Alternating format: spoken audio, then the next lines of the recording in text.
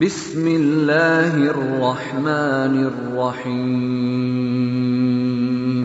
دوسری چیز، اس رات کو قبرستان جانا۔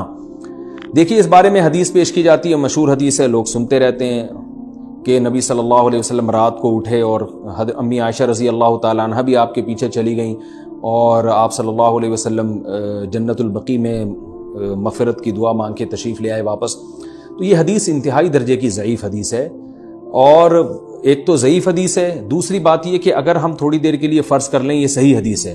اور ہم کہتے ہیں کہ بھئی نبی صلی اللہ علیہ وسلم نے یہ عمل کیا ہے، تو صحابہ میں سے کسی سے ضعیف حدیث سے بھی ثابت نہیں ہے کہ کوئی اس رات قبرستان گئے ہوں۔ حضرت ابو بکر کے بارے میں کوئی روایت نہیں ملتی کہ اس رات قبرستان گئے ہوں، حضرت عمر کے بارے میں کوئی روایت نہیں ملتی، یا کسی ایک صحابی کے بارے میں نہیں۔ تو آپ مجھے بتائیں کہ یہ کیسی سنت ہے کہ جو صحابہ کی سمجھ میں نہیں آئی اور ہماری سمجھ میں آ گئی ہے؟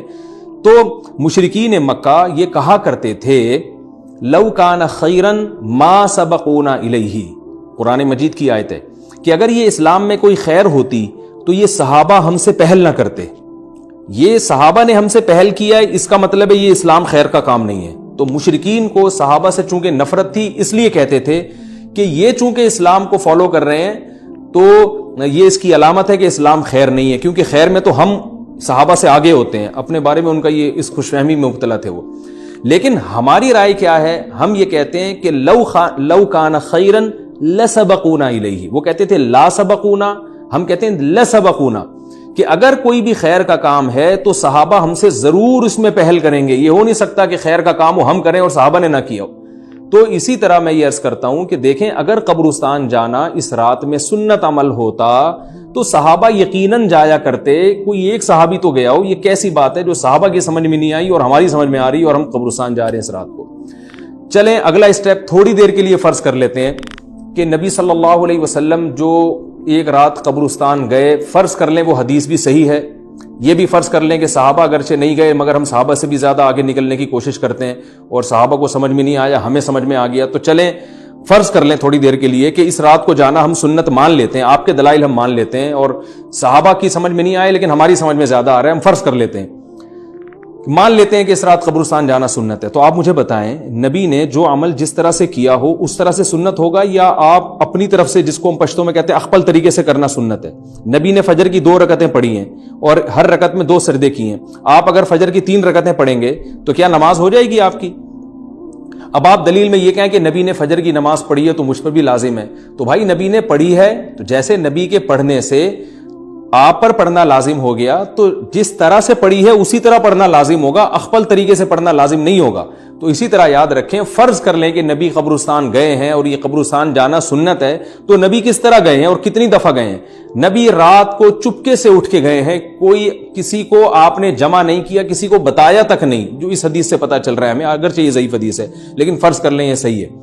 تو کہیں پتہ بھی نہیں چل رہا، چپکے سے قبرستان گئے اور چپکے سے واپس آئے اور پوری زندگی میں ایک دفعہ گئے، جبکہ ہمارے ہاں ہر سال قبرستان میں لوگ جا رہے ہیں،